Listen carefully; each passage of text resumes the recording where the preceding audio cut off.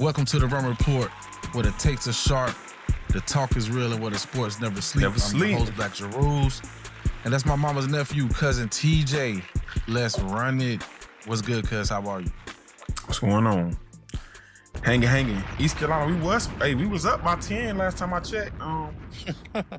We was up, so feeling good. Let me see, feeling That's good what's right up, now. man. So Yo, we about to run through these predictions and picks, man. These week 8 locks as we settle in for the week 8. So who we got first up is we got Louisville visiting Miami Hurricanes at Hard Rock Stadium, 7 p.m. on Saturday night. The ESPN Bet Sportsbook currently has it over under 54.5, giving Louisville 13.5 points. What you got for me, cuz? Well, first off, I want to say, if you're putting bets out there, do it all responsibly. You know what I'm saying? What we do, man, we going off our opinion, what we see, how we feel, and what we think is going to happen. So anybody can have their own opinion, but this is all an entertainment thing. But my thing is, this also is for alumni, fans to get in that groove to try to understand your team. If I was saying that, I want to shout out Mr. Mike Minor. I want to shout out Sub G 7296, Maxwell Hansen. And back to this game. Now, I'm just going to say this flat out. I have Miami winning 30-20.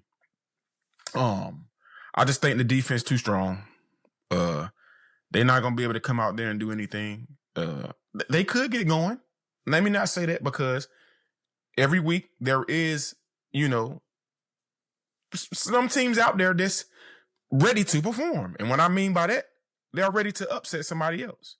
For sure. Having a perfect game, doing everything the right way. I just feel like this game, though, it's not going to happen. I just think the defense is just too strong. Carson is playing at a level where he can just really manage the game. He's not always pressured. He can sit back and relax a little bit. I just think this is going to be a decent task for them. But you never know. But I got Miami winning 34-20. They're going over, and I don't think that Louisville's going to cover that 7. You said 7, right? No, 13.5. They win. Oh wow, no, they're not covering that.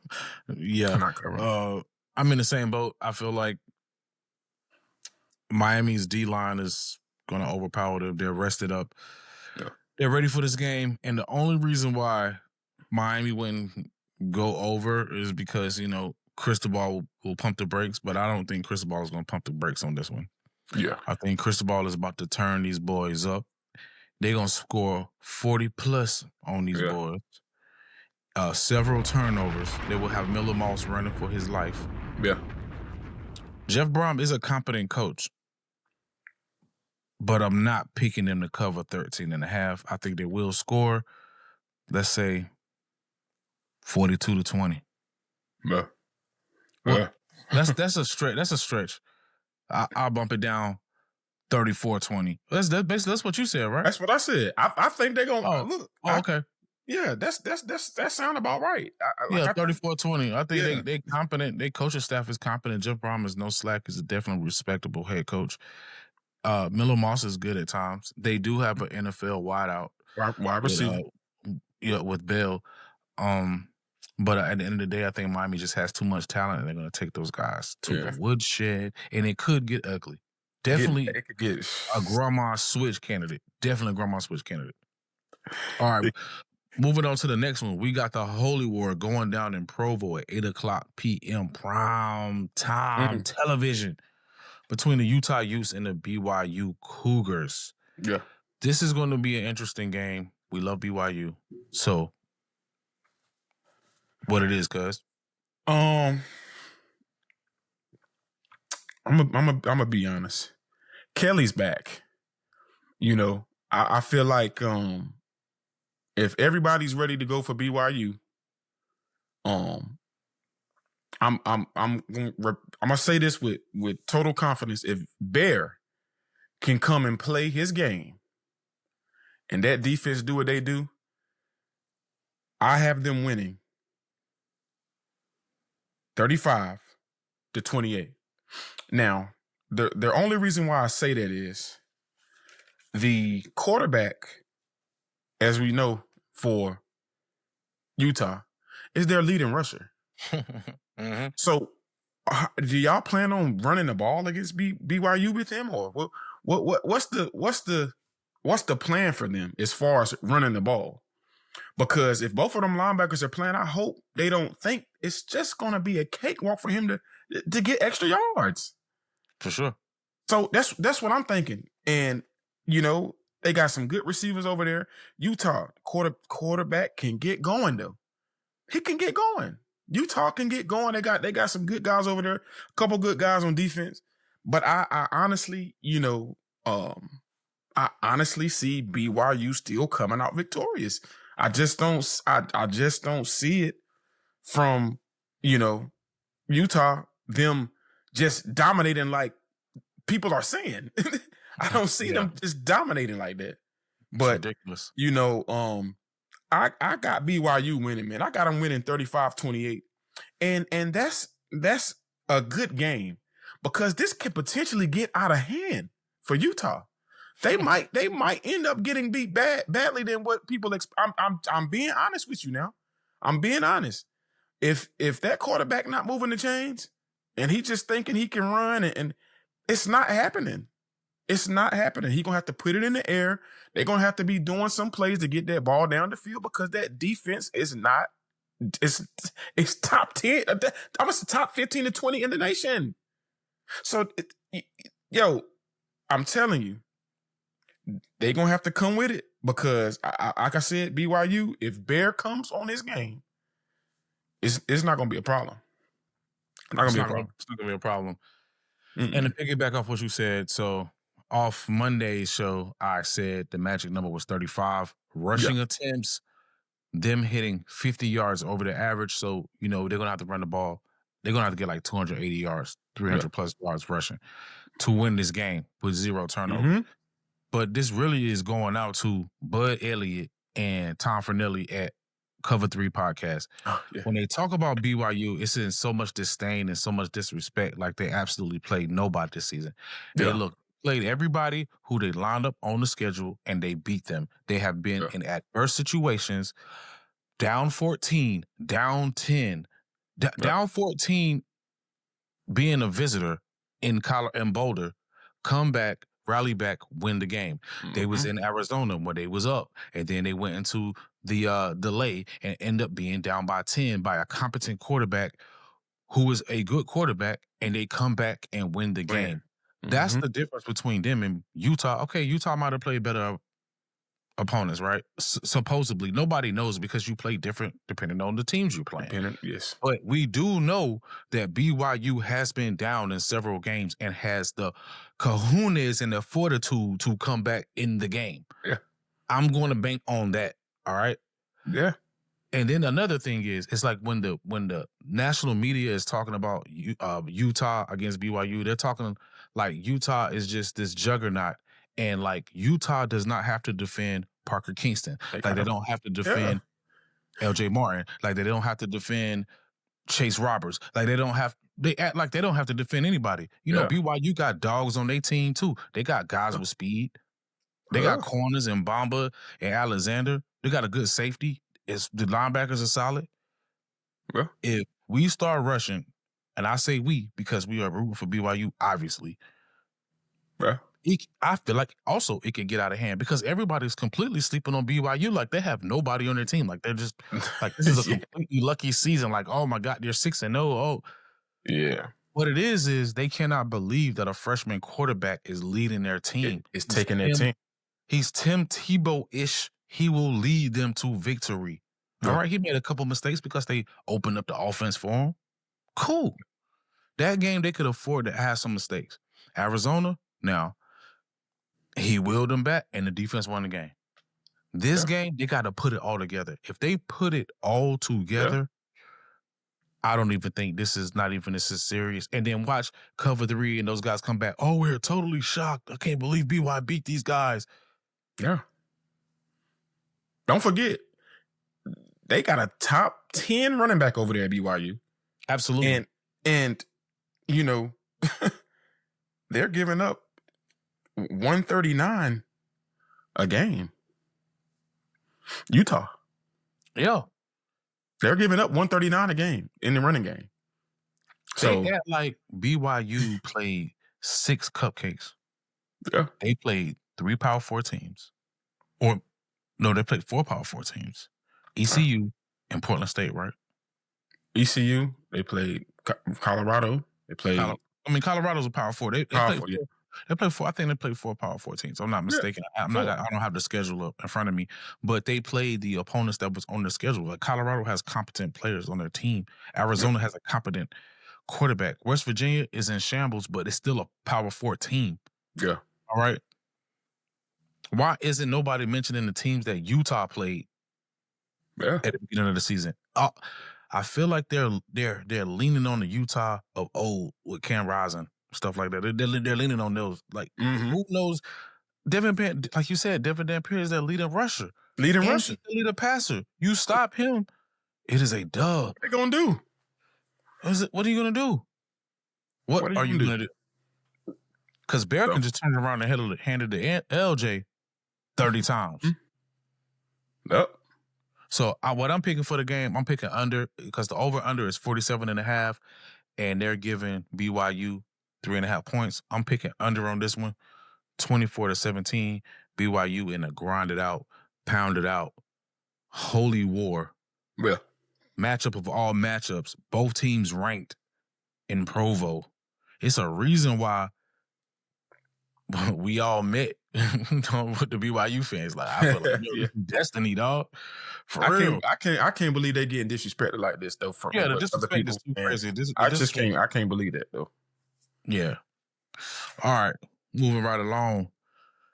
We got the Tennessee Volunteers going down to Tuscaloosa at 7:30 p.m. Another prime time game at Bryant-Denny Stadium. Currently, the ESPN Sportsbook has the over-under at 58.5. Woo! And they're giving the Volunteers 8.5 points. Cousin TJ, what you got? They have a chance. They have a chance. I'm gonna say they have a chance to cover. They do have a chance to cover. But I'm trying to figure out do you think that Tennessee's gonna be able to run the ball on Alabama? Because Alabama played against the number 1 guy in the nation last week. And what happened? So this is going to be a game between both the quarterbacks. And if I was a gambling man, I'm going to put my money on Ty, that guy. I'm going to put it on Ty, that guy. And I'm sorry, Tennessee fans. I'm sorry, Eastside. But I got Alabama taking it 37-31. 37-31. That's 2 complete games on both sides. But I'm going to tell you this. That game can potentially get out of hand. It can potentially get out of hand. I just think that, Alabama they rolling.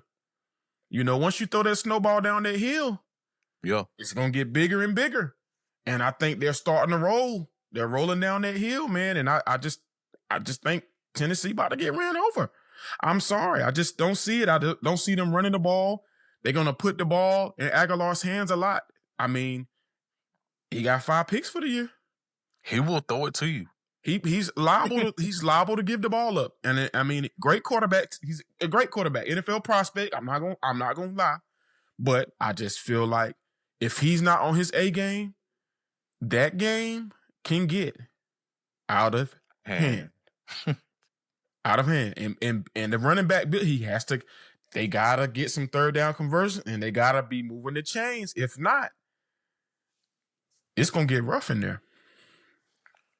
Well, It get rough. What was your score? 37-31? I got them 30. I got Alabama winning 37-31. All right, so the spread is 58.5. So you clearly going over with that, Over, yeah. And you got Alabama covering. Yeah. Me, I'm in a similar lane. I'm gonna say 34-21. Obviously, it's under. But hold up. What's wrong? Yeah. It's under. It's under, but Alabama will cover the spread simply because Alabama is getting better each game. Yeah. I see it. All right. They are getting better each game. On all phases, not just defense. Offense is clicking. They have Ty Simpson, who is very, very talented. Yeah. After that first game, okay, of course the offense is going to start slow, against Florida State. But, ever since then, Ty, that guy has been cooking. He has been cooking. Walking the ball to his receivers in a good way, not, in the back. He's been hit basically long 50-yard handoffs in the corner of the end zone or on the sideline on the rope. And another thing, Tennessee on paper, they secondary on paper looks amazing. Amazing. Boy, were they getting torched by Arkansas. Good. They put some points on them. So if Arkansas do that to y'all, yeah, what do you think Kalen DeBoer and Ty doing? Birdman hand rubs. Birdman. Like Cousin Rub said. hands like Birdman. Like Cousin said, this potentially could get out of hand. This potentially could get out of hand, yo. So, yes, I'm going to go 34-28. What I say, 34-21? Yeah, 34-21. Alabama covers the spread under. Yeah. All right, we're going to move on to the next game.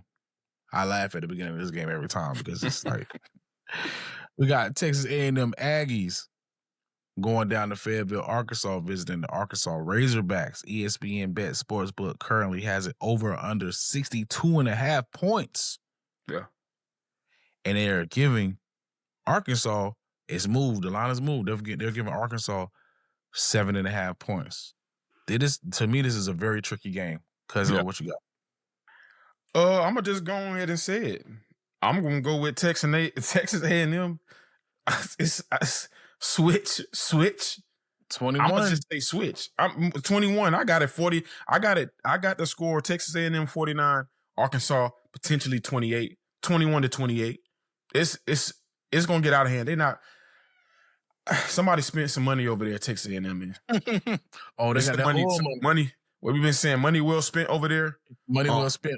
They have a great squad over there, both sides of the ball. Arkansas, like I said, they do have a quarterback that's decent, but I just don't see. He's also second in the nation in QBR, but I just don't see them doing what they've been doing. The Texas A&M as far as scoring, they are putting up 511 points per game, but come on now, that's that's not I just don't feel like that is something that can happen with this type of team. But they could potentially have a shot. I don't know. I just don't see that. I just don't see them doing too much. Marcel Reed, he's rolling. They got two good running backs over there. Cravert, I don't know how they're gonna be able to stop them. I don't know how they're gonna be able to stop them on offense, and then just get on defense. I just don't know how they're gonna be able to keep moving the ball like that with consistency. So I got this one being a blowout. A blowout. Honestly, if I'm gonna say 49-21, I'm gonna say it 49-21. Ooh, boy, 49-21. 49-21. So obviously Texas A&M is covering the spread, and he is picking the over on that one. Yeah. So this is how I look at it, right? I'm gonna pick over 62.5 points too, but this game is gonna be a lot closer than people think it is. And the reason why I say that is because Petrino is a competent coach. This isn't Florida's coaching staff. Petrino has been doing this for a long time. This is the same guy that coached Lamar Jackson. Yeah. This is the same guy. But in no stretch am I saying that Arkansas was going to win this game. But I do think they are going to cover this game. This is going to be a very tricky game going into Fayetteville, Texas A&M, Elko. They haven't really been tested like that. Money well spent. Texas A&M is money well spent. Money well spent. I like Texas A&M. I just feel like this is one of them games. Petrino was dialing it up against Tennessee. He was dialing that thing up. Yeah. It looked like the talent gap wasn't far between Tennessee and Arkansas. He was just dialing it up. And he has Taylor Green, which is a dual threat. He also got Mike Washington, which is a dog. He averaged about 6 yards a carry. They don't grow on trees. This ain't ball ain't the size of Washington. He's just not. So with that, I just think that this is going to be a tricky game. I think it's going to go over 62.5, and I think Arkansas is going to cover in a loss. In a loss. But this definitely could get out of hand, though. I'm just going to throw that out there. Can get out of hand. It's I don't see.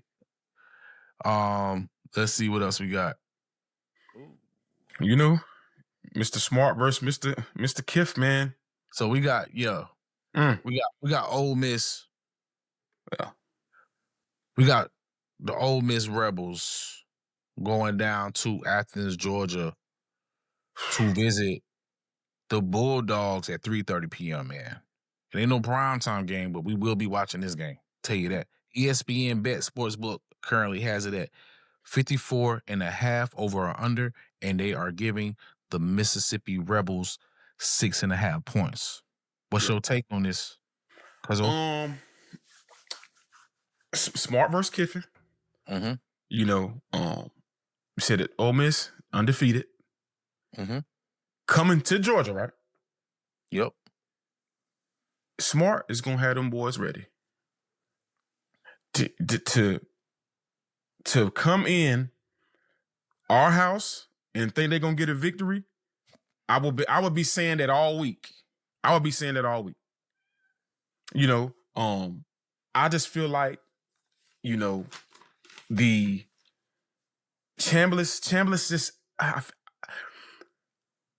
I haven't seen enough of him as far as what he's able to do under pressure like this. Let me say that, because I think last week they were struggling against was it Washington State? Washington State. Yeah. So, you know, I just feel as though that Stockton is a way better quarterback than, you know, the opposing team of last week. And I just don't feel like Chambliss is going to be ready for this. They do have Lacey over there, but it's a Georgia defense, bro. They going to that Georgia's home undefeated.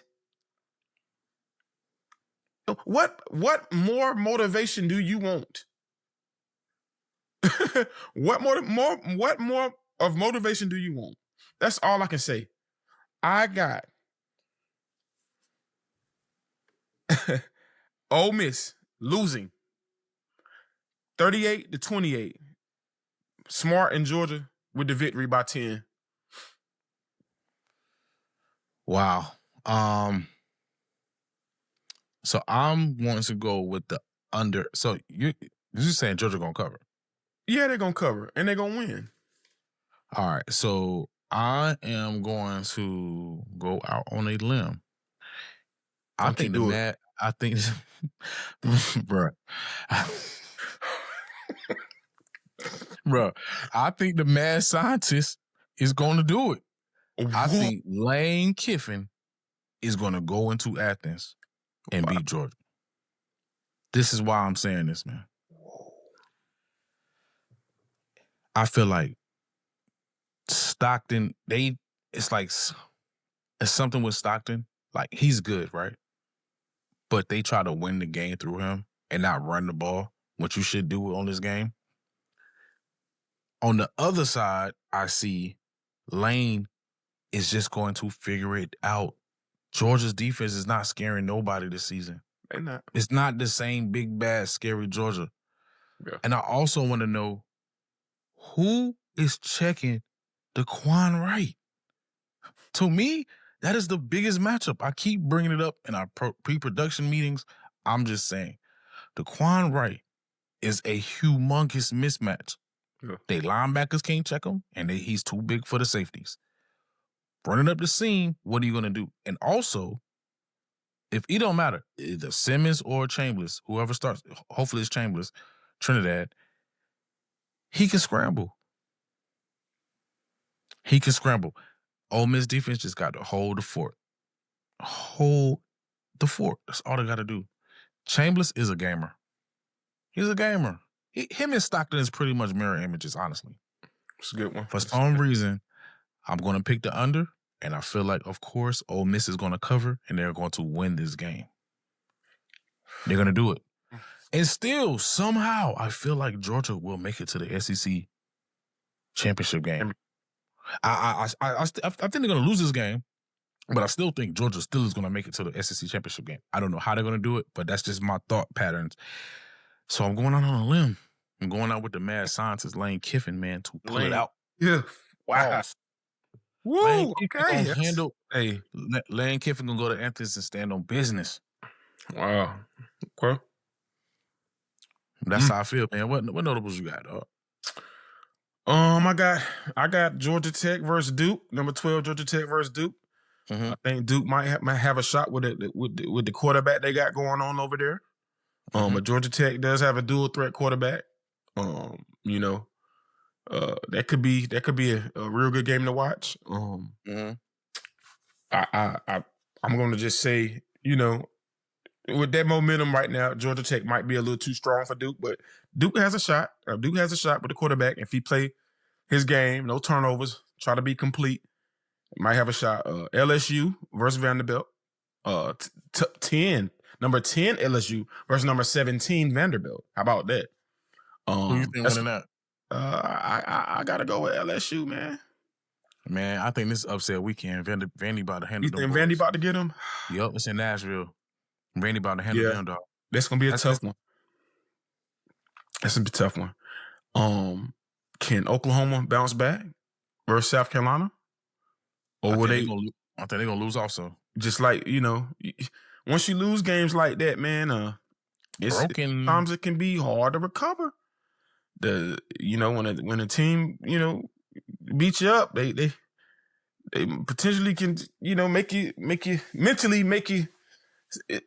Hey, it's a rough sport. It's a rough sport, dog. It's a rough sport out here.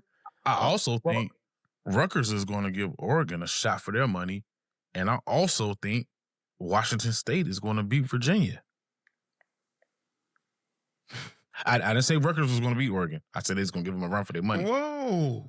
Dante Moore, he going for 400 in the air. Yeah, because he going to be trying to overcome a deficit.